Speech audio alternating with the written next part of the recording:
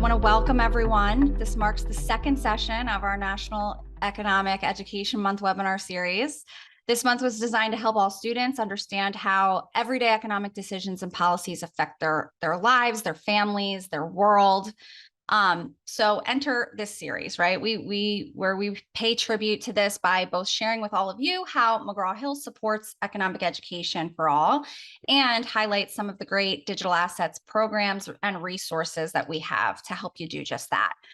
So for over 130 years, McGraw-Hill has been in the business of helping all stakeholders in higher ed succeed. But today, things are much different in higher ed than they were over 100 years ago or even 10 years ago.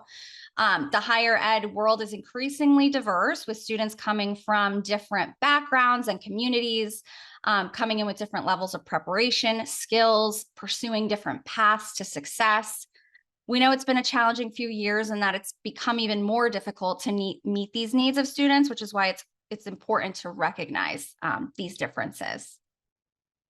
So regardless of where they're coming from, we know that today in education for all matters more than ever. And we aim to support you in making an education available for all by providing you the tools and the support needed to meet each learner's needs, whether that's affordability, accessibility, reporting. Our goal is to support you on that journey.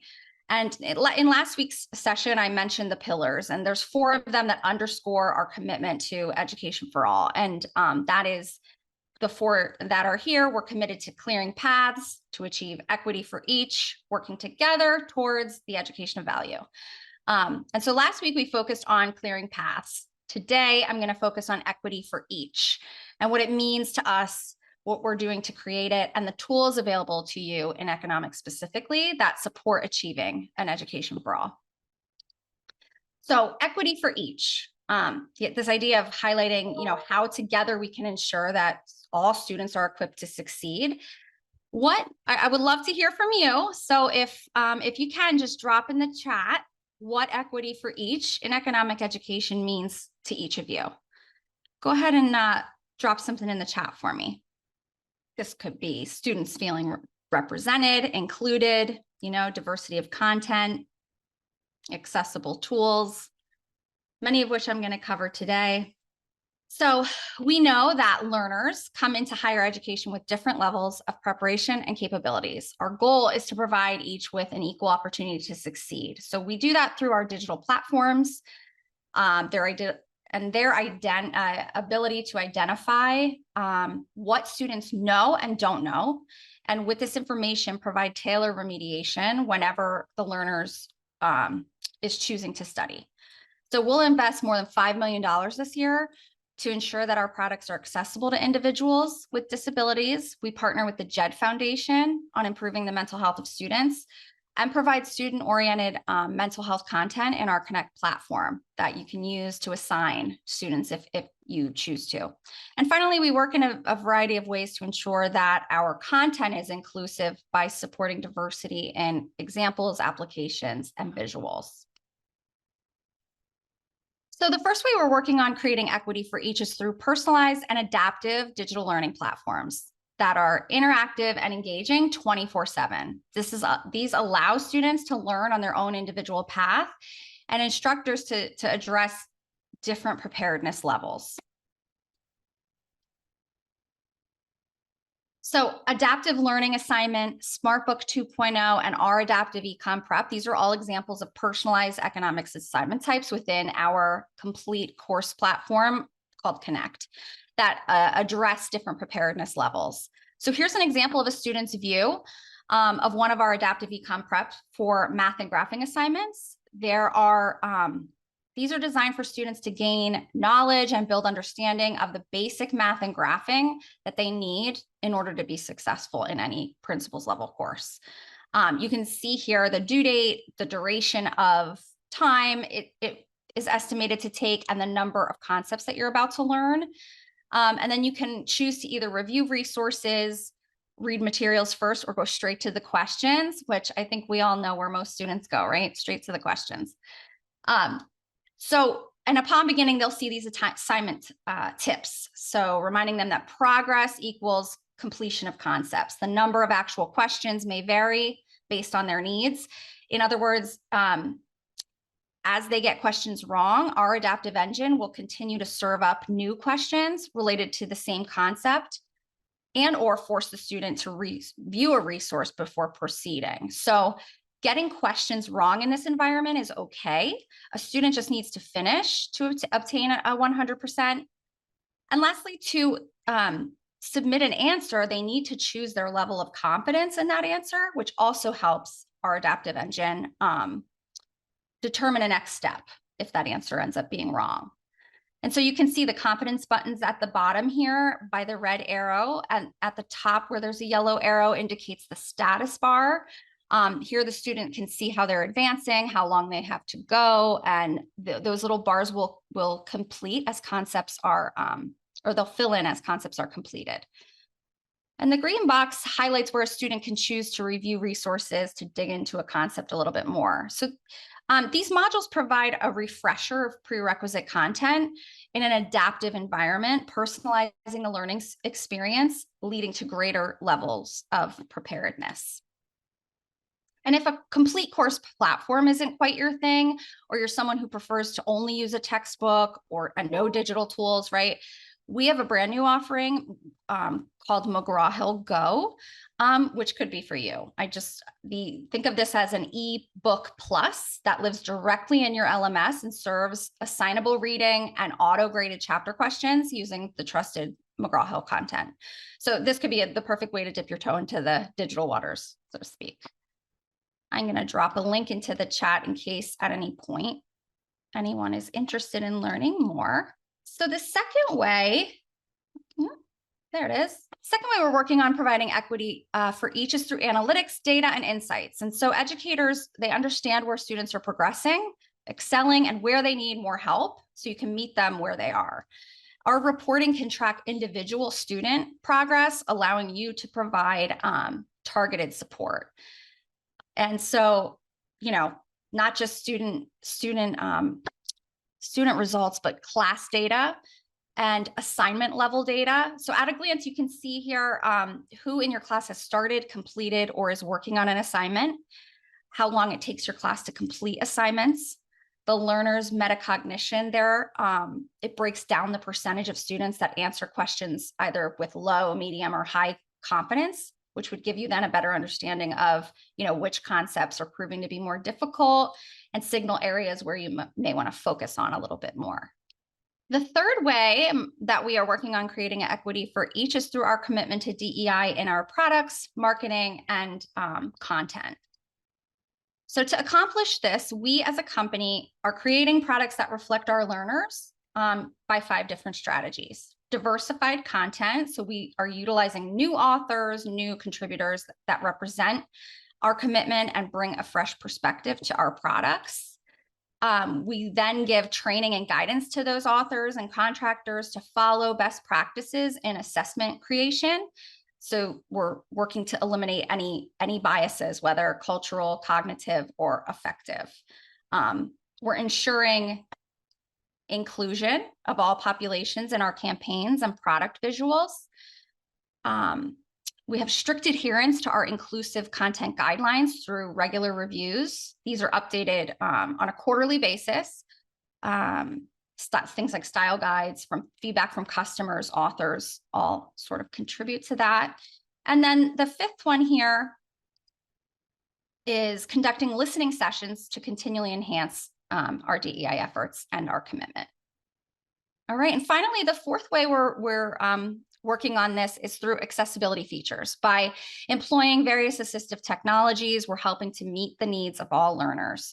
And October is actually also Disability Employment Awareness Month, which celebrates the contributions of America's workers with disabilities, both past and present. And their theme this year is actually advancing access and equity. So I thought, how fitting. According to the CDC, nearly 30% of adults in the US have a disability, and as much as 60% of those are invisible. So invisible disabilities can be difficult to measure, and some are hesitant to disclose. These include things like mood and anxiety disorders, autoimmune disease, brain injury, chronic pain, deaf or difficulty hearing. And so you could do think, what can you do, right, as an instructor, as an ally, designing accessible classrooms, plan for breaks, speak clearly. You can use captions on your Zooms, offer different communication options for office hours, and just overall embrace flexibility. I'm interested to hear if any of you on the line have some ways where student well-being and mental health are being supported, either in your class or on campus. If anyone has anything to share, I'd love to see it in the chat. So mental health, the JED Foundation, which was established in the year 2000, was named after the couple who founded this foundation, their son Jed, who committed suicide while in college in 1998. It's a nonprofit that protects emotional health and prevents suicide for young teens and adults. And JED partners with colleges and universities to promote student mental health, reduce substance misuse, abuse, and prevent suicide. And we've been working with JED for over 2 years now to bring content to faculty that supports student well-being. JED believes that everyone on campus can play an active role in supporting student well-being, including faculty. And through our partnership, we created a faculty guide to supporting student mental health, and we have assignable content within Connect. I'm dropping a link to the guide. It outlines important information about student mental health. It gives resources on how to create a culture of care in your classroom, recognizing and reaching out to students who are struggling, and how to support the overall well-being of your students. So I think it's really useful knowing how important, mental health is. So the link there will let you access a free copy of that guide if you're interested in that. And so in the same vein, then, meeting the needs of all learners now with accessible technology. This can be through closed captioned media, alternate formats, digital tools that are optimized for those using assistive technology. We strive to have, all new content and technology follow web content accessibility guidelines, that's the WCAG, and regularly have our products evaluated for accessibility by third-party VPAT review. Another one worth mentioning here is Sharpen, which is a brand new flexible, accessible study app that highlights and emphasizes the key learning objectives that are most frequently assigned by faculty, but also most frequently missed by learners. And this helps instructors by providing their students with vetted, credible, supplemental resources. These are additive, complementary to their McGraw-Hill titles and courseware. And so how is it flexible and accessible? We've made sure this app is for all students by utilizing captions, different text size options, dark mode, easier on your eyes at night, voice control, so you can use your voice instead of hands, or you can have the text read to you aloud with this speak screen.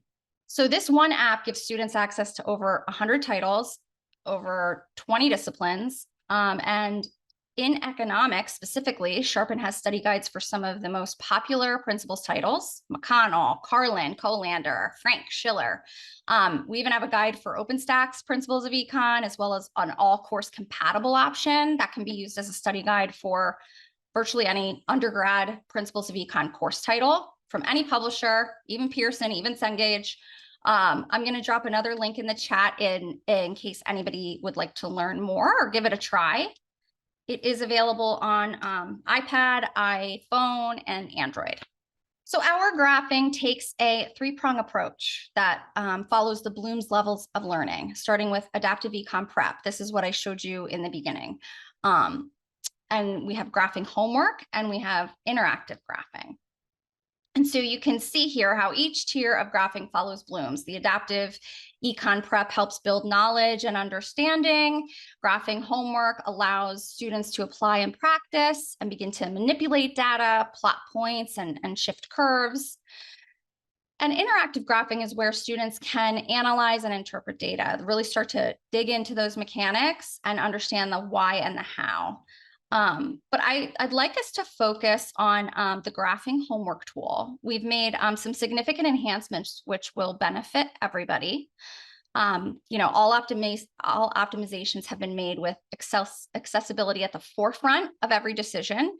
So those that require assistive technology can also use these tools. And so I've asked Zachary Adams to join us today. Zach is going to share with us the graphing homework tool specifically and the accessibility enhancements that we've made. He's a senior at Northern Illinois University studying management with a focus in leadership. He has been contracted by us, our business and economics team, for the last 3.5 years.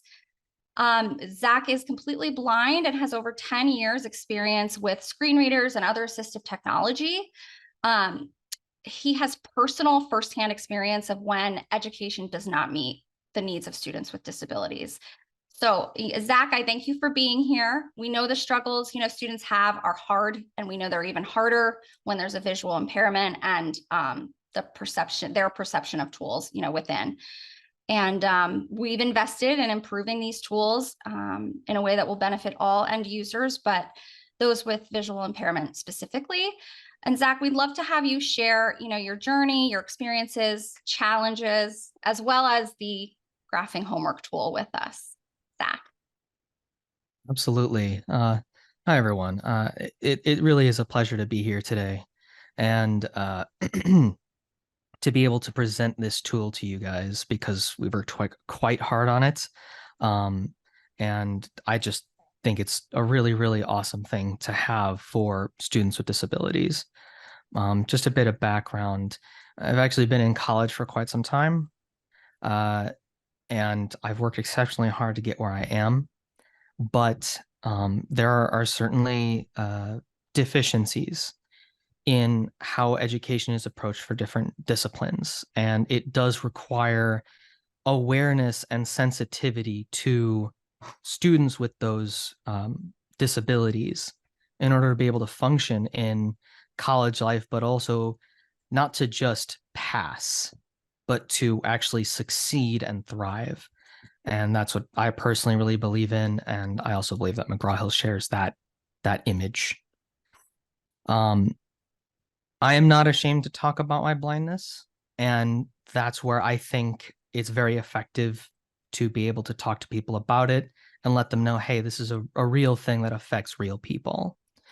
So we have taken every step necessary in order to make our products accessible.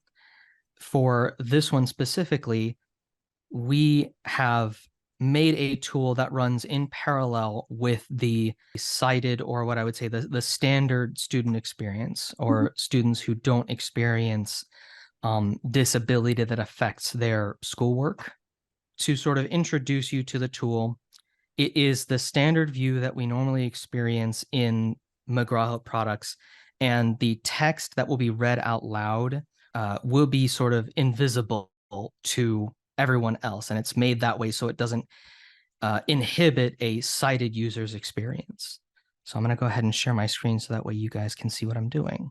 Can everyone see this? Yes, thank you. We can, yes. Alrighty then. So just a couple of things running into this. You don't need to know the ins and outs of screen readers to know that there are a lot of points where it can get a little complicated. And so we've made it as easy as possible to be able to interpret this data and be able to plot it and express it in our answers. So you'll see a box going around the screen. And I will sort of show Question that. 1 compliant graphing demo connect. Question 1 compliant graphing demo connect. So you'll see a box moving around the screen. That's the focus indicator. That's more or less where my assistive technology is pointing me to. That is the current element or table or text that I'm reading. And it goes sequentially from the top left to the bottom right. And then the other thing is that I have JAWS set at a speed that should be understandable to most people. However, if someone does have an issue with its speak speed, please let me know. Suppose the total demand for wheat and the total supply of wheat per month in the Kansas City grain market are as shown in the following table. So that's about the speed I have it set at, but I think I will slow it down just a little bit. So I'm going to fly through this, and I'm going to show you specifically what we have going on with the economics tool. So I'll start with the data. Summary. Table has 3 columns. This summary here is just how a table's information is expressed. It tells me the size of the table, its column headers, as well as the actual data that's contained within the table. 2 titled price per table with 3 columns and 7 rows. Price per bushel. Column 1, row 1. Thousands of bushels demanded. Column 2. Thousands of bushels supplied. Column 3, row 2. Price per bushel. $3.40. Column 1, thousands of bushels demanded. 85. Column 2, thousands of bushels supplied. 72. Column 3, row 3. Price per bushel. 3.70. Column 1. And as you heard, I'm just sort of filing through the data. It's obviously a supply and demand curve, and we have our prices to the left. So I'm going to keep this in mind, but I'm going to go down and look at the actual task that I'm being assigned here. 4 table. Suppose that the government establishes a price ceiling of $3.70 for wheat. Okay, so we'll keep that in mind. List of 3 items. A. What might prompt the government to establish this price ceiling? I'm going to skip over this multiple choice because multiple choice is fairly easy to make accessible. Groups list to use to use it list and nesting level 1. Group and multiple choice 1. B. In the diagram below, demonstrate a price ceiling of $3.70. Blank. Instructions. Use the tool provided ceiling to demonstrate a price ceiling of $3.70 for wheat. Plot only the endpoints of the line 2 points total. So there we are. So they want me to demonstrate what the price ceiling looks like for this economic model. And it wants me to plot 2 points, which makes sense because it's just a line going across. Main region. Graph summary opens in a modal button. So we're going to look at, these are a couple of buttons that give us more descriptions about the actual graph, as well as how to use the tool. So I'm going to go into this first. Enter. Dialog. Question 1. Close button. Blank. Heading level 3 short description. Grain market. So the short description here just defines what the table is called. Grain market. Blank. Heading level 3 graph details. The graph details provides the actual plane that we're going to be working with and how the X and Y axes are labeled and scaled. Blank. Shown is a diagram with the variable quantity thousands of bushels on the x-axis and the variable price per bushel dollar on the y-axis. The x-axis is scaled from 55 to 90 units with an increment of 1 units, and the y-axis is scaled from $3.10 to $5.20 with an increment of $0.10. Blank. Heading level 3 object details. And now the object details. So anything that, any line or any plot that's within that XY coordinate plane, those we consider objects, and that is what's going to be described here. Blank. On the graph we have 2 line objects. A downward sloping demand curve defined by 3 points. Point 1 at 85, $3.40. Point 2 at 75, $4.00. Point 3 at 60, $4.90. So we can see in this portion, as it's describing the points, we see it's using the x-axis to scale up, and as the price goes up, the quantity goes down. Blank. An upward sloping supply curve defined by 3 points. Point 1 at 72, $3.40. Point 2 at 75, $4.00. Point 3 at 81, $4.90. And so we see here, we have the supply curve where as the price increases, the quantity increases. Blank. And the perceptive economics student would see that those 2 middle points are actually the same point. Intersecting in the middle would be considered the equilibrium point. However, we also have, more complicated graphs that have more than 2 lines on it where there are multiple points of intersection. So in this case, we actually have reference points underneath. There is one reference point where the 2 curves intersect at 75, $4.00. And that's illustrated there. Blank. OK button. And hit OK. Enter. Graph summary opens. Graph summary opens in a modal button. So that's that button. Instructions opens in a modal button. Now the instructions are more for students who are just trying to, first get used to the tool. Enter.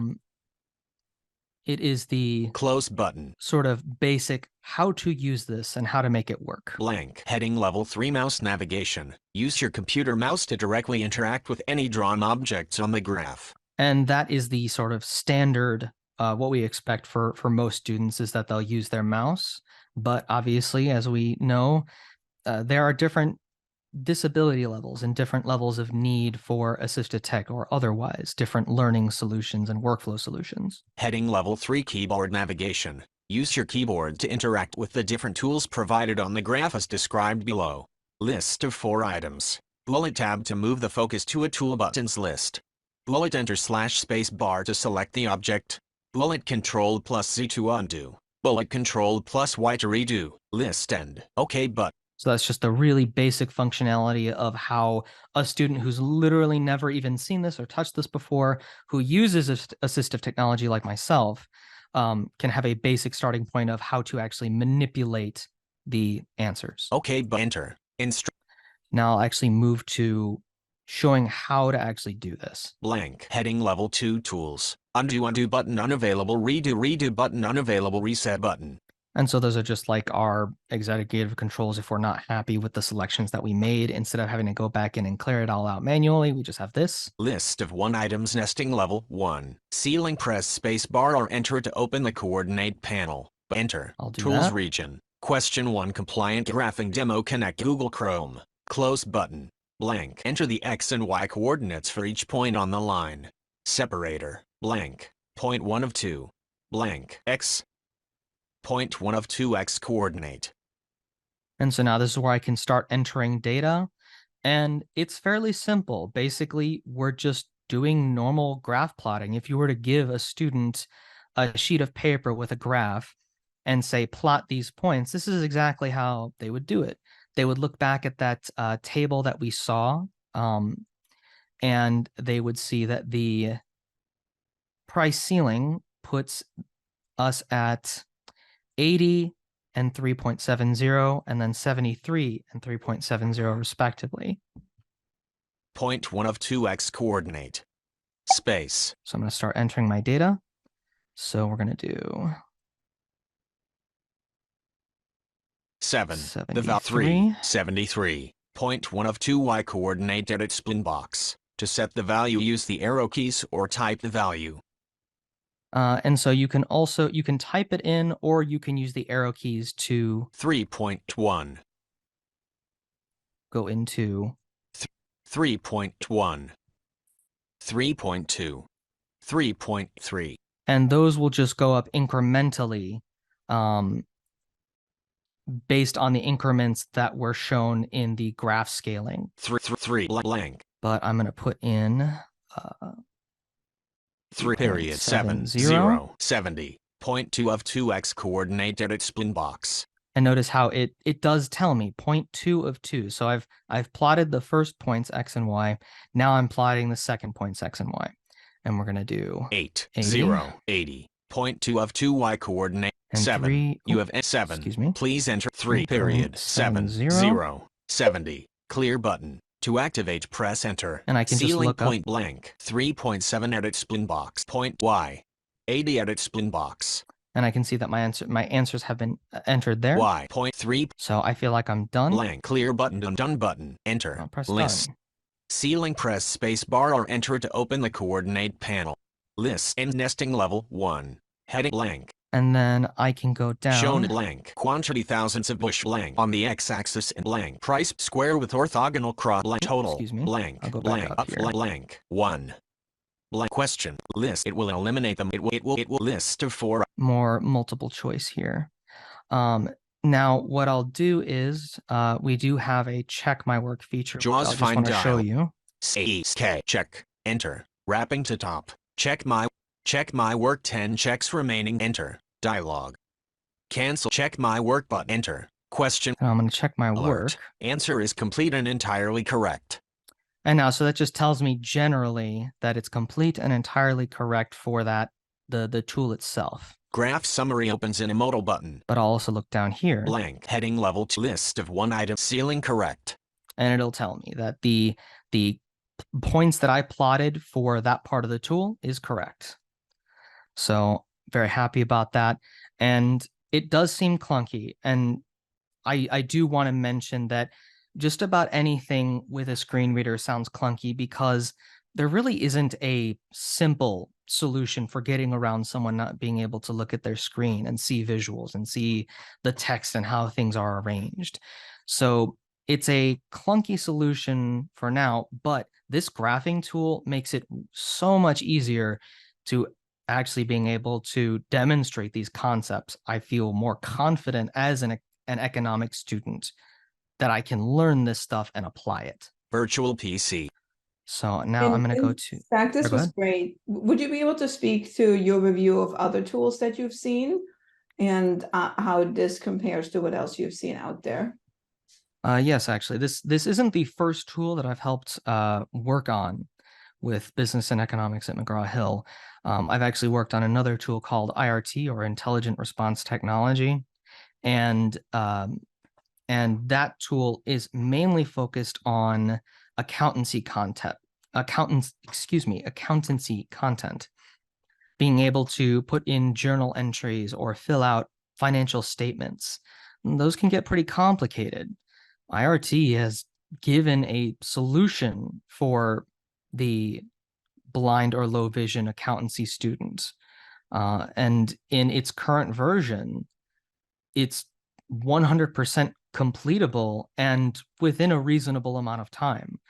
A student can actually do accountancy homework now and not feel like, well, the content is complex and it's going to take me forever just because the tools that I'm using aren't working so well on other platforms. And I actually do have experience with other with our competitors' products because I'm still a student. And unfortunately, they have not been able to provide a robust solution for low vision / blind and keyboard only accountancy content. And what about the graphing content that's out there, Zach? What have you experienced with any other graphing homework and assignments that are out there? It's actually pretty dismal. I don't mean to make light of that, but when I, as a blind student, get assigned an economics assignment and I go into Pearson, for example, I went in and I tried to do the homework, and the best that I got was, A, B, C, D when it comes to math content. Then actually being able to look at the graph, it barely had any descriptive qualities, and I did not feel as a student that I could actually learn that way. And so just the last sort of thing that I want to say is that we're talking about, diversity, equity, inclusion. And what that means to me as a blind student is being able to do something regardless of my ability status or my background. Having that experience not only be equal, but equitable for people who are blind and low vision, not just myself. And to be included, to be able to be included in the workforce in, scholastic pursuits. Diversity, equity, and inclusion is an incredibly important concept to me, as it is with McGraw-Hill. And I really do believe that what we do with our products really does support the students that are trying to learn and succeed off of them. Wonderful. Zach, you said it's not just available for the basic problems that you just showed. There was also some other ones, right? Some more complex questions that are now more accessible. Yes. So what I can do is I can just show you really quickly what one of the other question types look like. Do we have time? Yes, she's saying yes. Mm-hmm. Okay. Ceiling correct. All right. So I'm going to move to just really quickly. Square with orthog. Next, but enter. Item 2 main region. Item 2 main region. And without getting too much in the weeds, this problem is asking us about what different economic circumstances shift the supply and demand curves. And so instead of plotting points, we're actually going to be operating these shifts. Graph summary opens in a modal button. And the graph summary also reflects that there is no scaling and there is just the actual objects with no definable XY coordinates. Instructions opens in a modal button. blank. Heading level 2 tools. Undo but list of 2 demand press space bar or enter to open the coordinate panel. Enter. do that. Activity content. Close button, blank. Use the arrow keys to shift the line in the chosen direction. Option 1 of 4 above button. Option 2 of 4 left button. Option 3 of 4 right button. Option 4 of 4 below button. And so this is a really easy way. It's asking the question that if people get a pay raise and we have an economic model of an inferior good, where does the demand and supply curve go? Option So 2 option in this case, I believe the demand Option 2 curve, of 4 left button. Option 2 of 4 left button. it goes left. Enter. Option 2 of And I can hit that again and it'll say something. enter. Demand has already been moved to left with coordinates 10, 80 and 70, 20. So that has been successfully moved. Option blank. Clear button. Done button. Enter. List. And I would do the Supply same thing with the supply curve below. And I could do the same thing and go to check my work and it will say correct or incorrect for the direction of shift that I chose for each of the curves. And then McGraw-Hill graph quest square next enter. Content. Excuse me, sorry. McGraw square blank enter. Graph summary opens. McGraw question navigate square with orth enter. Dialog 10 0 blank in progress blank question 10 and enter. Content. And then here, just the last thing I want to show, because it does scale up and become more complicated. In this example, we have an economic model for a monopolist, and we are trying to show if a change occurs, what will the area, the shaded area of the deadweight loss be? And so using the tool that we implemented earlier where we were plotting 2 points to illustrate a price ceiling or a price floor, now we're actually drawing objects or shaded areas. And so in this example, we are actually plotting 3 different corners of an object. Graphs instructions or reset button. Loss press space enter. Activity. Close but blank. Enter the X and Y coordinates for each corner. Separator blank. Corner 1 of 3. Blank X. And so it says there corner 1 of 3. And then I do the same plotting that I did for the ceiling plot when I did that for the first problem. So the concept works and it actually has shown that it does scale up. So we're very, very happy with this tool.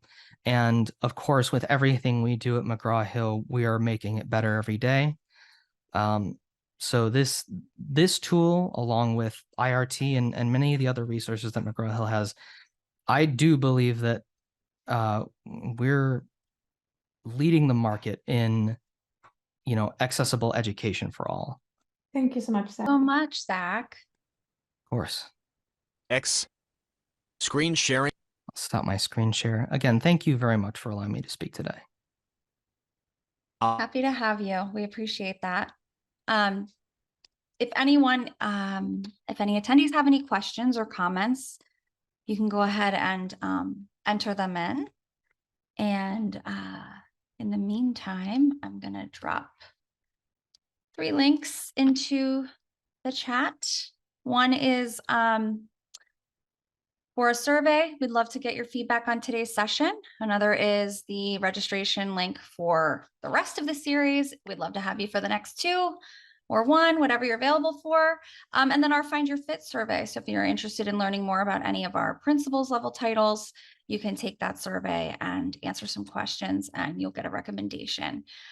So today, equity for each. We talked about how we are working towards equipping students, all students of all capabilities and backgrounds, in a way to be able to succeed, creating that education for all. So we hope you found this valuable, and we thank you so much for coming. Anke, our portfolio director on the business, thank you for being here. And Zachary, thank you so much for joining.